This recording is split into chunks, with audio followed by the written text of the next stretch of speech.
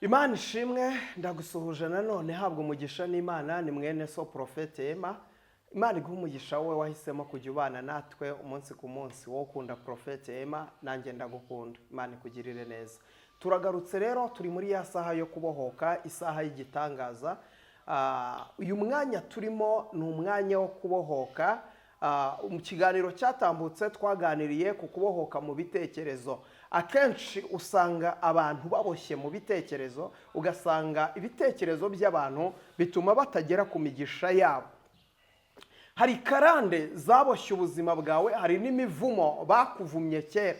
Abantu bavuga amagambo mabi ku buzima bwawe, abantu batura amagambo mabi ku buzima bwawe, bituma ibyo bintu biguhoramo. Baravuze ngo ntuzabyara, nawe wumva warabyakiriye. Baravuze ngo nta hantu uzagera, nawe wumva ntaho uzagera. Ariko ndagira ngo mvugane nawe, mpagurutse uyu mwanya ngira ngo nze nkubwire ibi bintu. Ukeneye kurenga urwego rwabo bavuze ngo ntaho uzagera, kuko icyambere Imana igufiteho umugambi. Kabiri, Imana yakumenya amazina. Gatatu, Imana izaguha umugisha, Imana izakugirira neza. Ari ijambo Imana yabwiye Aburahamu itangira ibice 12, iramubwira ngo va aho ngaho muri Uri y'Abakaludaya, ugende usiga umuryango wawe n'inzu ya so, ujye mu gihugu nzakwereka. Haleluya. Va ugende usiga umuryango wawe n'inzu ya so, ujye mu gihugu nzakwereka. Rimwe, nzaguha umugisha, Imana itugirire neza. Kabiri, nzogeza izina ryawe. Gatatu, uzakuvuma nzamuvuma. Haleluya.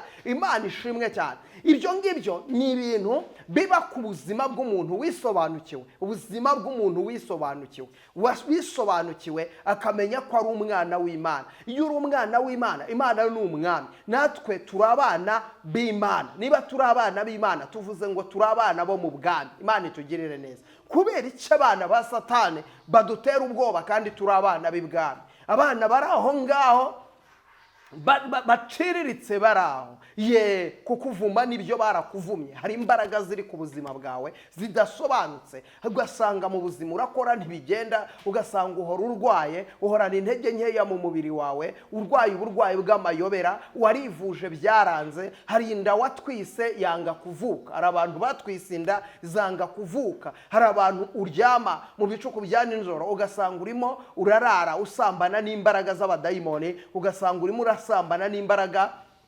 z'abantu bapfuye, ugasanga inzoka zirara zigusambanya, ugasanga urota urohama mu nyanja. Ibintu bidasobanutse, ibintu by'imbaraga z'imyuka mibi bigaragaza ko hari imivumo iri ku buzima bwawe. Yeremiya we yarabirebye, aravuga ngo ba data bakoze ibyaha. Iyo tuvuze ngo ba data bakoze ibyaha, ni iki baba bakoze? Ba data bakuramije ibishushanyo, basenga imana z'abanyamahanga. Imana itugirire neza. Baraterekera, barabandwa, bararaguza, bakora ibyaha. Iyo mivumo basize niyo uyu munsi kidukurikirana, niyo uyu munsi ikizerera mu bisekuruza. Ariko iyo turi muri Kristo Yesu, tuba duhindutse ibyaremwe bishya. Hari umuntu wigeze avuga ku buzima bwawe, aravuga ngo nta kintu uzimarira. Hari umuntu wigeze avuga ku buzima bwawe, aravuga ngo ntaho uzagera. Hari umuntu wigeze avuga ku buzima bwawe ngo uzapfa utikamiye n'ayimbwa. Hari umuntu wigeze avuga ku buzima bwawe, azavuga ngo uzapfa uri imbwa, nta kintu uzageraho. Hari umuntu wigeze avuga ku buzima bwawe ngo uzapfa gutyo. Hari n'uwavuze ngo ntuzigera ushaka akiriho. Ayo magambo barayavuze. Ariko ijambo ry'Imana Yeremiya 5:14 haravuga ngo ubwo bavuze iryo jambo, Imana y'amahoro tugirire neza, bagatinyuka bakavuga ayo magambo, bakayavuga ku mwana w'Imana, bakayavuga ku muntu Imana yamenye amazina, bakayavuga ku muntu Yesu yavuzeho. Haleluya. Yesu yakuvuzeho bo batari bavuga.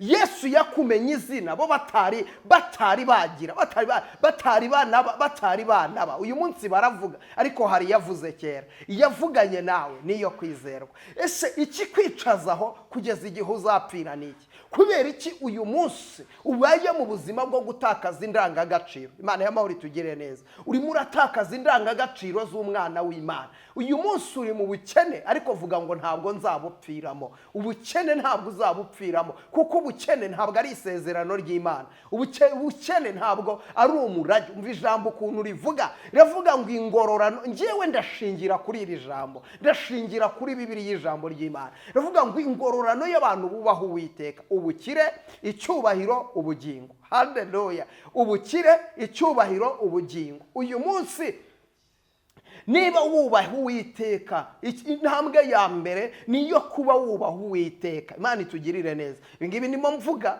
birareba abantu bubaha Uwiteka. Niba wubaha Uwiteka, kuko Dawidi umunsi umwe kuko yubahaga Uwiteka, ngo igihe kimwe ngo asenga isengesho muri Zaburi 119 ku murongo wa 122 aravuga ngo wigwatirize kuzagirira neza umugaragu wawe, maze abibone babibone be kumpata. Imana y'amahoro itugirire neza. Ndagira ngo mvugane nawe iki kintu. Icyo nshaka kuvugana nawe ni iki? Ni ukuvuga ngo Imana y'amahoro yigwatirize ku buzima bwawe. Guhamagara Imana ngo yigwatirize ni uko urishuwa neza. Urishuwa neza ko Imana iri mu gihugu cyo mu ijoro, iri mu ruhande rwawe, yakumenya amazina. Hari abantu bahamagara Imana nyamara barayitaye kera. Hari abantu bahamagara Imana ariko batari kumwe n'Imana. Rero nge ndashaka mvugane nawe, ndashaka nkubwire ngo ibi bintu ni ibintu umwuka w'Imana yampishuriye, anyereka ko birimo biratsikamira abantu, kandi birabatsikamira biraturuka ku kuba abantu batakizera. Abantu ntibazi ngo ni bande muri Kristo Yesu. Ntuzi ngo urinde, ntuzi ngo uri muntu ki. Uyu munsi uhora mu bintu biri aho ngaho biciriritse, ibintu by'amaganya, ibintu biri aho ngaho byo kurira, yabawe ndapfuye noneho biranze, uyu munsi sinkurenza, ubukene buzampitana, tuzapfira muri ibi ngibi, ati yewe sinzigera nshaka, yaba nari mbonye n'uwo nishingiraho, yaba nari mbonye. Mbega ugahora muri ibyo ngibyo. Barakuvumye kutazashaka ariko nawe urimo urabishimangira kutazashaka. Barakuvumye kutazabyara ariko nawe urimo urabishimangira kutazabyara. Twika abazimu mu izina rya Yesu.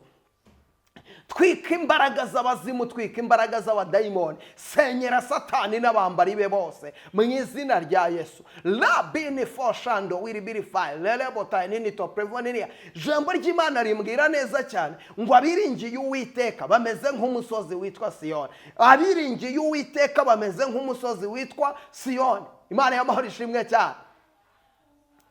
Ijambo ryo rirambwira ngo ibi ni by'Uwiteka abwira Zerubabeli ngo yewe wa musozi munini we wiyita iki imbere ya Zerubabeli?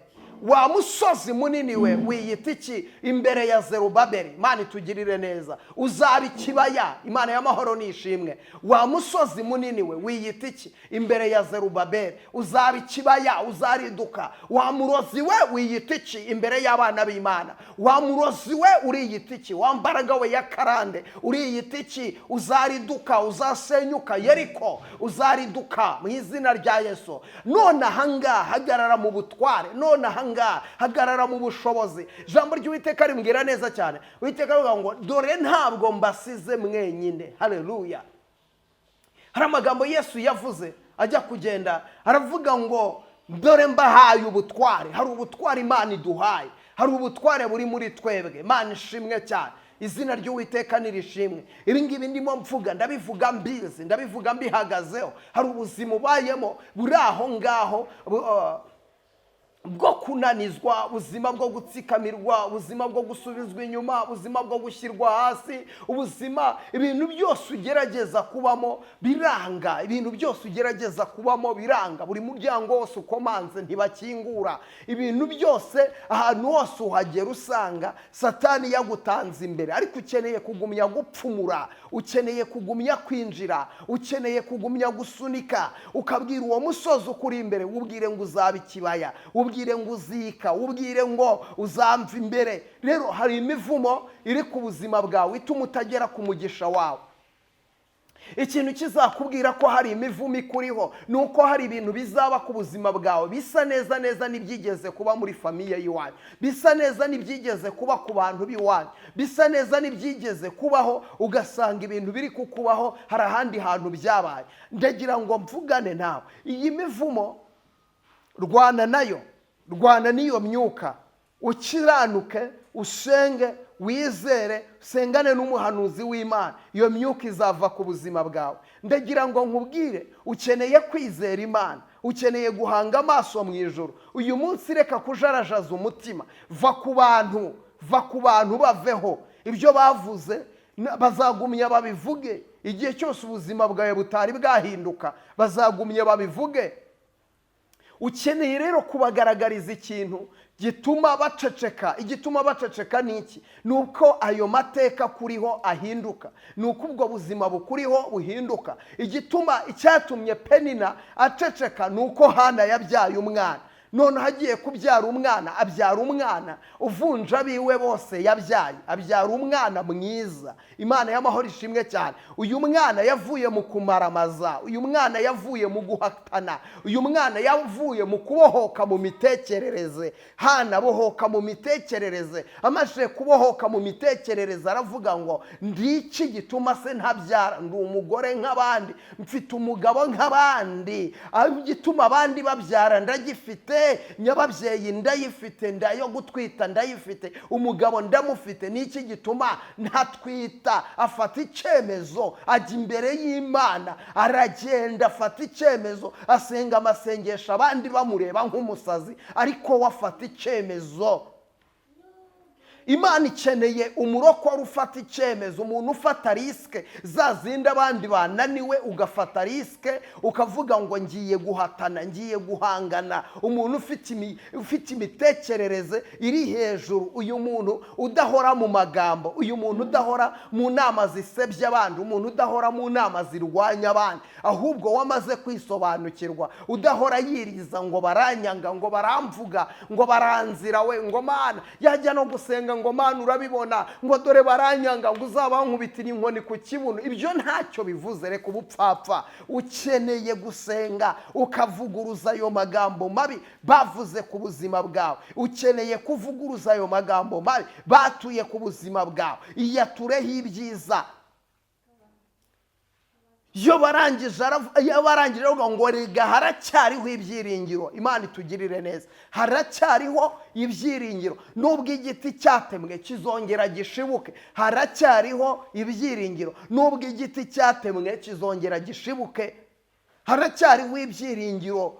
Nubwo ubuzima bwawe buri ahantu, hari ahantu bwazirikiwe, ariko haracyariho ibyiringiro. Imana itugirire neza.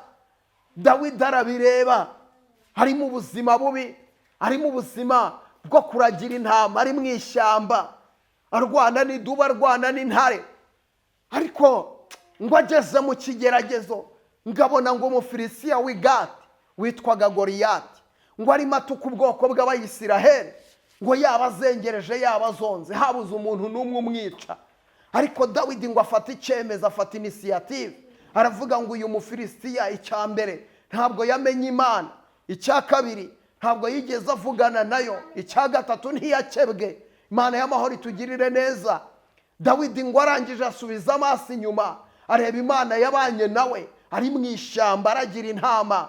Arangije ngo arabitekereza, arareba, aravuga ngo iyi Mana yangiriye neza ndayizi, iyi Mana yarantabaye, iyi Mana yanciriye inzira. Ngo Dawidi ngo arabireba, ngo arabyitegereza, aravuga ngo uko byagenda uko ariko kose, haleluya, hari icyo nakora. Baramurebaga, kari akana kagufiya gatoya cyane, kari gato.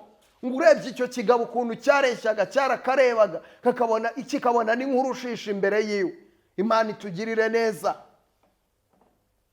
Ukeneye kuvuguruza amagambo abantu bakuvugaho. Hari imyuka ihora ikurondora, yego, hari imyuka ya karondozi kugendaho, hari dayimoni za karondozi zikurondora. Iteka iyo ugiye gukora ikintu, karondozi ihita kwibutsa amateka y'iwanyu. Wajya kubaka inzu, karondozi ikakurondora, ikakwibutsa yuko iwanyu nta wigeze yubaka inzu. Wagerageza kujya gusaba akazi, karondozi zikakurondora, zikakwibutsa iwanyu aho uturuka, zikakwereka ko nta muntu n'uyu n'umwe uzabasha kukumva ngo agufashe. Ariko ndagira ngo nkubwire, renga ayo mateka ya za karondozi z'iwanyu.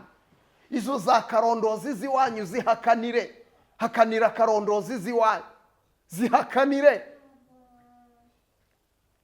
zihakanire.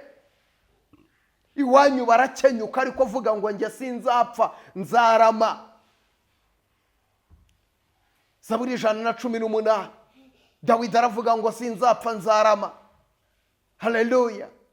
Ngo kugira ngo ntekerereza abantu imirimo n'ibitangazo Uwiteka akora, aravuga ngo sinzapfa nzagira gute nzarama. Dawidi ngo afata icyemezo abantu bamureba nk'umusazi. Ikintu kigaragaza umurokore nyawe wizera ni wa wundi ukora ibyananiye abandi, bimwe abantu babona yuko bidashoboka, wowe ukavuga ngo birashoboka, ukabyizera mu izina rya Yesu, ukavuga ngo nzabaho, ukavuga ngo nzagera kure. None ahangaha ntacyo ufite, ariko amagambo yawe niyo azagutsindishiriza, kandi amagambo yawe niyo azagutsindisha. Matayo 12:37. Nuvuga amagambo akomeye, dore ukuntu bigenda. Iyo ukomeje kuvuga amagambo akomeye ku buzima bwawe, atangira nta gihari, bigatangira ntabyo, ariko bikarangira byemeye. Ndaguha ingero z'abantu bizeye Imana, bafata risike zirimo n'urupfu, ariko Imana irangije irabashyigikira. Duhereye kuri uyu witwa Dawidi, ajya kwica iriya ntare ngo ni Goliyati, uriya Mufilisitiya w'i Gati, nta Mana yari ivuganye nawe. Ariko Dawidi aravuga ngo iyabanye nanjye mu ishyamba, iyandinze nkica intare n'idubu, irabasha kumfasha uno Mufilisitiya. Ibigeragezo biri imbere yawe, reka kubyereka yuko ucitse intege. Karondozi ziri imbere yawe, reka kuzereka ko ucitse intege, reka kuzereka yuko biyoberanye, reka kuzereka yuko ubona ko nta buryo, wizereka yuko uri umunyantege nkeya. Yego ikibazo kirahari, ariko wikwereka imyuka mibi ko ucitse intege. None ahangaha Dawidi ngo aragenda ajya imbere y'umwami, umwami aramubwira ngo njyewe Dawidi ndashaka kujya kwica uriya Mufilisitiya w'i Gati. Umwami aramubwira ngo have wakana we, wikwigirira nabi, urashaka kwiyahura ureba n'abagabo byabananiye, none wowe wakana. Umva Dawidi amagambo yabwiye umwami, aramubwira ngo nzi igice, urandeba gutya, ariko ukundeba gutya imbere muri njyewe mindani harimo ikintu kinini cyane. Ati reka nguhe ubuhamya. Imana y'amahoro ishimwe cyane. Ukwiriye kubaho mu buzima buhereza ibigeragezo ubuhamya. Hari ibigeragezo bihereza ubuhamya, biha ubuhamya.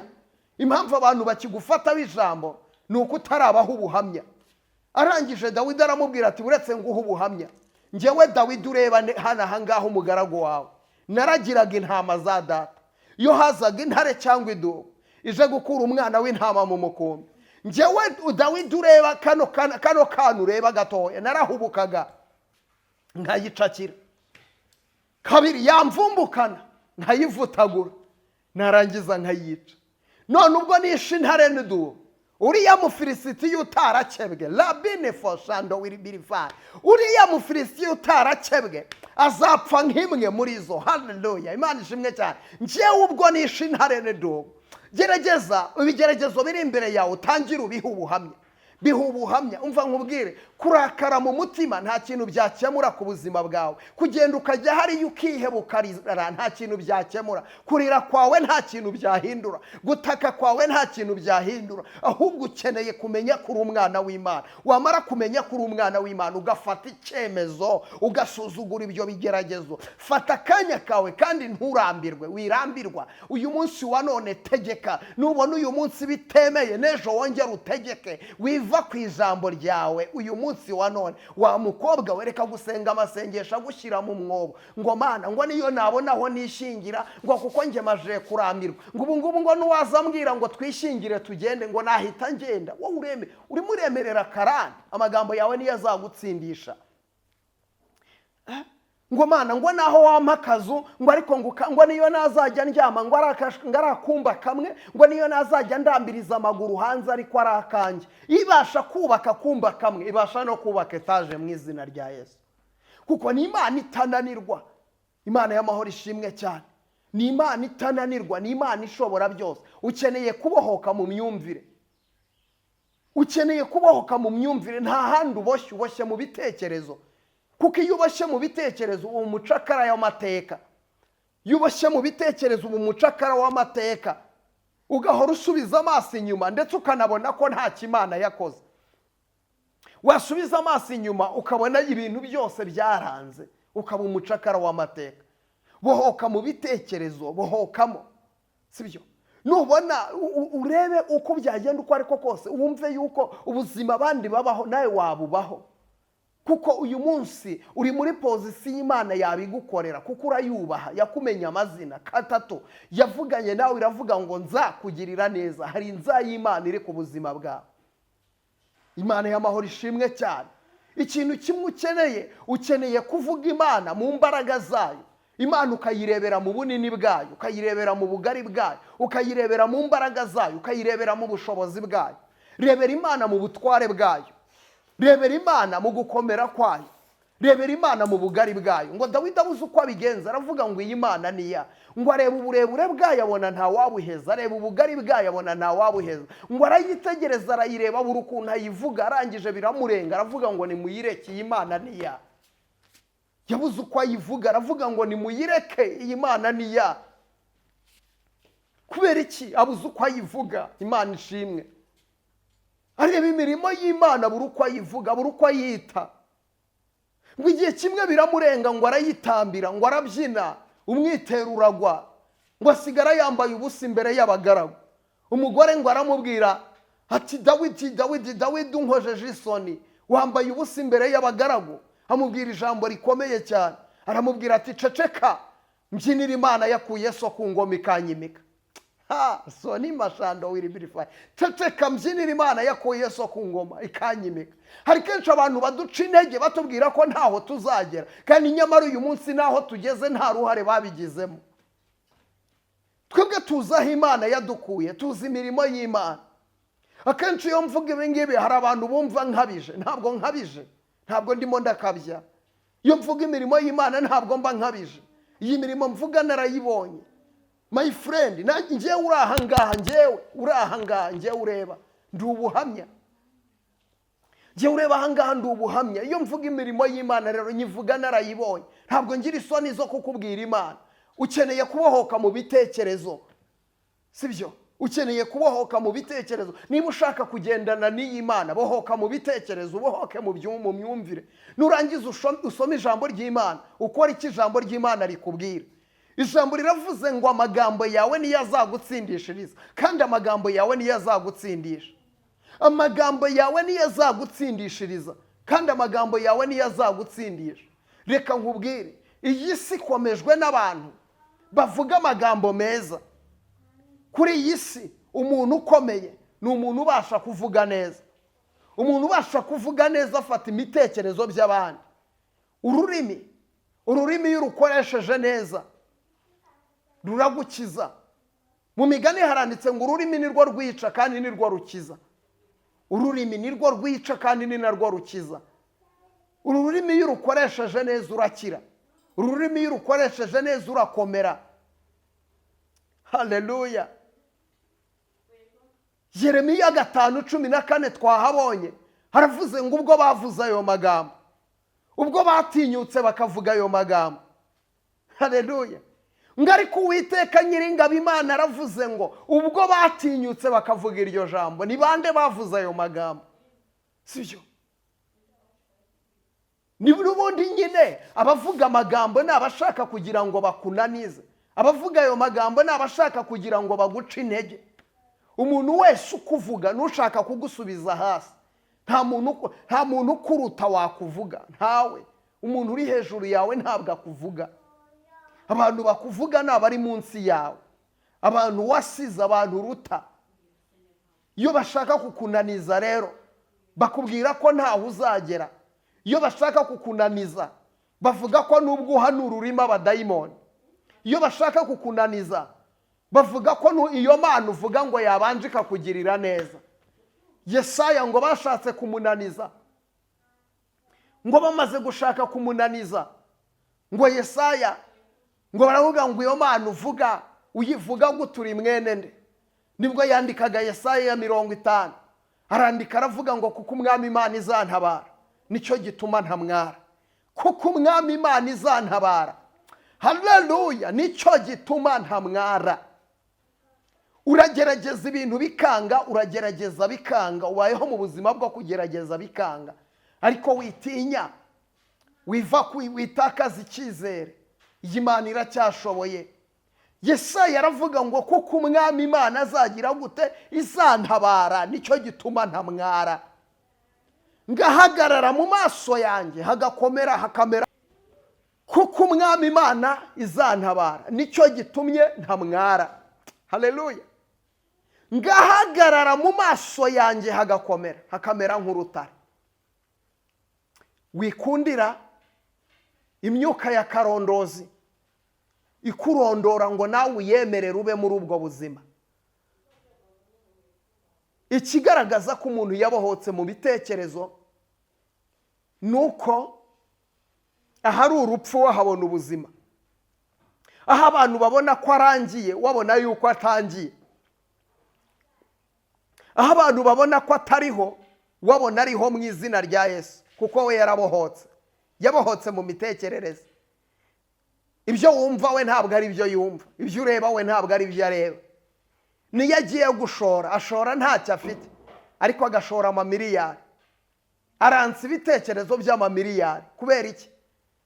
Yarabohotse mu mitekerereze. Imana itugirire neza. Akenshi uzabona iyo ukiri mu buzima buciriritse, umuntu ukomeye uzahura nawe, mujyana ahantu muri hoteli runaka kubwire ngo aka icyo ushaka, sibyo? Ube wumva wakwaka inkoko yose ukayirya, ariko kuko utarabohoka mu mitekerereze urimo urabireba ukavuga inkoko igura 20,000 n'inyaka ndaba muhombeje. Kuko ukavuga ngo nibakwihere burusheti y'1,000 na fanta y'1,000. Kubera iki?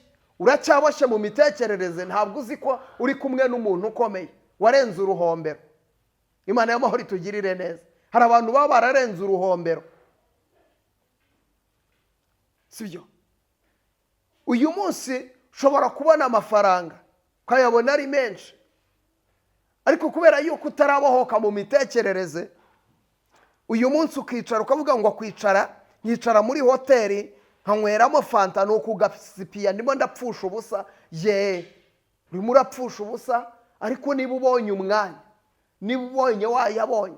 Rimwe na rimwe n'igihe umuntu akubwira ngo reka nkugurire muri hoteli, ukamubwira ngo hoya yampe ngewe nyajyane. Umuntu akakubwira ngo reka ngutegere imodoka, ngo hoya yampe ngewe ndagenda n'amaguru. Umva nkubwire, nubwo wenda biri mu buryo bwo gusevinga, ariko urimo urakuza ikintu bita umwuka w'ubukene utazigera ukuvaho. Ukeneye kujya kwihuza n'amavuta yo hejuru. Imana itugirire neza. Niba wumva ushaka gukomera, tangira wiga uko abakomeye babaho. Tangira ube mu buzima bw'abantu bakomeye, utangira uvuge ngo nzakomera mu izina rya Yesu. Ndimo ndagenda ngana ku musozo. Imana itugirire neza. Dawidi ngo aragenda aho ubuhamya umwami, ngo ari mu ishyamba, yandika Zaburi ya 23, arandika ngo Uwiteka niwe mungeri wanjye sinzakena. Uwiteka niwe mungeri wanjye sinzakena. Bwira imyuka ya karondozi ziwanyu kurondoraho ubukene, yibwire ngo Uwiteka niwe mungeri wanjye sinzakena. Vuga ngo sinzakena mu izina rya Yesu. Abantu barabona ukennye, ariko yevugiro avuga ngo sinzakena mu izina rya Yesu. Hari imbaraga rero zikunaniza, imbaraga zigutsikamira, imbaraga zikwicariye. Hari imyuka ikubuza amahoro, imyuka ikubuza amahwemo. Ukeneye kurenga urwo rwego mu izina rya Yesu. Ndagira ngo mvugane nawe, mpanurire ubuzima bwawe. Haracyariho ibyiringiro. Igiti cyatemwe kizongera gishibuke. Ugerageza gushaka akazi bikanga, ugerageza gukoresha mariage ntibikunda, ugerageza kuryama mu bicuku bya ninjoro, urarota inzoka zigusambanya, urarota usambana n'abapfuye, urarota ugwa mu myobo, urarota uri mu marimbi, urarota hari ibintu bigukurura amaguru. Ubyuka mu gitondo usanga hari ibyaguciye indasago, hari ibintu biri ku buzima bwawe ubona bidasobanutse. Iyo ni imivumo y'abasekuruza biwanyu bakera bakoze, ariko ntibivuze yuko ukwiriye kuzabipfiramo. Tugiye gusenga Imana ishobora byose. Ikikwicaza muri ibyo bintu kugeza igihe uzapfira ni iki? Ikikwicaza muri ibyo bintu kugeza igihe ibyawe bizarangirira ni iki? Dore icyo ukwiriye gukora ukora nta kindi ni iki ngiki, ibi nkubwiye nibyo uzakora kandi nubikora mu gihe gitoya cyane uzaba umajije kubohoka. Imana y'amahoro ibahereza umugisha, Imana y'amahoro ibishimire, Imana y'amahoro ikomeze guhagararana nawe.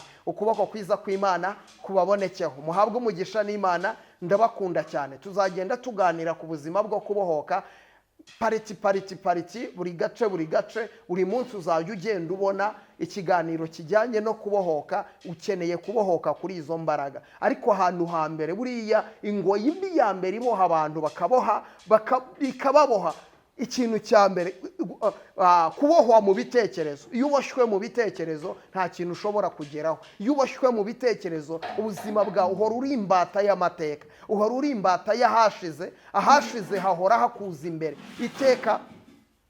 Ntabwo ushobora kubona ikintu cyiza imbere yawe, uhora ubona ibintu bibi imbere yawe gusa. Uhora ubona bya bindi uhora urota, uhora ubona ugwa mu myobo, uhora ubona bigusambanya, uhora ubona ibishaka kukwica, uhora ubona n'ibyo ngibyo uhora ubona, kubera yuko uri imbata y'amateka. Bohoka mu bitekerezo ubundi Yesu akubohore. Bohoka mu bitekerezo ubundi wakira icyo Imana yavuze ku buzima bwawe. Ukeneye kubohoka mu bitekerezo, ukeneye kubohoka mu myumvire. Umva nkubwire, ijambo ry'Imana rirasobanura kandi ntiribeshya. Riravuga ngo ingororano y'abubaha Uwiteka ubukire, icyubahiro, ubugingo. Ubukire, icyubahiro, ubugingo. Iyo niyo ngororano y'abantu bubaha Uwiteka. Ni ibintu biri simple, ni ibintu byoroshye, ni ibintu byumvikana, ni ibintu ukwiriye kwakira, kandi ni ibintu ukwiriye guturamo, ukumva yuko ukwiriye kubibamo, ukabana nabyo, kubera ko turi abana b'ibwami. Niba twizera Imana turi mu bwami, ubu ni ubwami. Ibibera mu isi bishushanya iby'ubwami bwo mu ijuru. Rero abana b'ibwami hari uburyo babaho, abana b'ibwami hari uburyo bagenda, hari uburyo bitwara. Niba wumva ko kuri umwana w'Imana, umva yuko uri umwana w'ibwami. Umwana w'ibwami hari uburyo agenda, hari abantu atagendana nabo. Imana y'amahoro itugirire neza. Niba ushaka gukomera, va mu kigare cy'abantu baguca intege, va mu kigare cy'abanyamarira, va mu kigare cy'abatindi. Mva nkubwire, niba ushaka kuzapfira mu butindi, gumana n'abakene, ugumane n'abo bantu. Bave mu binyufura, uvuge ngo hari icyo Imana yavuganye nanjye. Ababembe baravuga ngo ikitwicaza kugeza igihe tuzapfira niki. Baravuga ngo nituguma mu murwa kandi inzara urimo, n'ubundi inzara iratwicira mu murwa. Niduhaguruka tukagenda, n'ubundi ingabo z'Abasiriya ziratwica. Ariko ngo bigira inama, baravuga ngo byose ni ugupfa no gupfa. Imana y'amahoro itugirire neza. Reka duhaguruke tugende dukeze ingabo z'Abasiriya. Niba twica batwice nta kibazo, ariko kugira ngo twicwe n'inzara twicaye ahangaha, wowe ni iki gituma wicara aho ngaho utegereje kuzapfa kugeza igihe uzapfira? Wicaye aho ngaho kugeza igihe abadayimoni bazakwicira. Wicaye aho ngaho kugeza igihe umuvumo nyogosenge wawe yakuvumye uzakwicira. Wicaye aho ngaho kugeza igihe umuvumo bo musengana bakuvumye. Bavuze ngo uzapfa uri imbwa, ngo uzapfa ntacyo wimariye, ngo Imana, ngo ari no kubwira ngo Imana yanjye ngo nta muntu umpemukira ngo agende gutyo gusa. Wicaye aho ngaho uri muri ibyo ngibyo, muri ubwo buzima bupfuye, ngo nawe uzapfa uri umukene. Hari ibintu batuye ku buzima bwawe, baravuga ngo ntuzigera ubyara, ntuzigera ushaka, ngo urashatse ngo ntibizamara kabiri. Umva nkubwire, vuguruza iyo magambo, vuguruza ayo magambo. Twasomye ijambo ry'Imana muri Yeremiya ibice 5 ku murongo waho wa 14.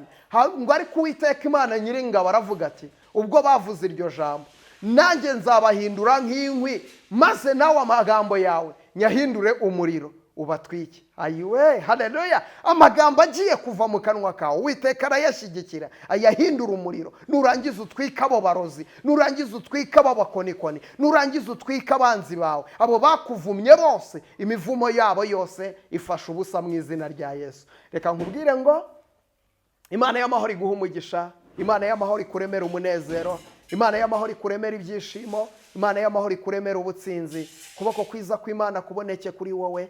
Umuntu wese ukunda Prophet Emma, nanjye ndamukunda, ndagukunda rwose. Imana y'amahoro itugirire neza. Izina ry'Uwiteka nirishimwe, izina ry'Uwiteka nirishyirwe hejuru.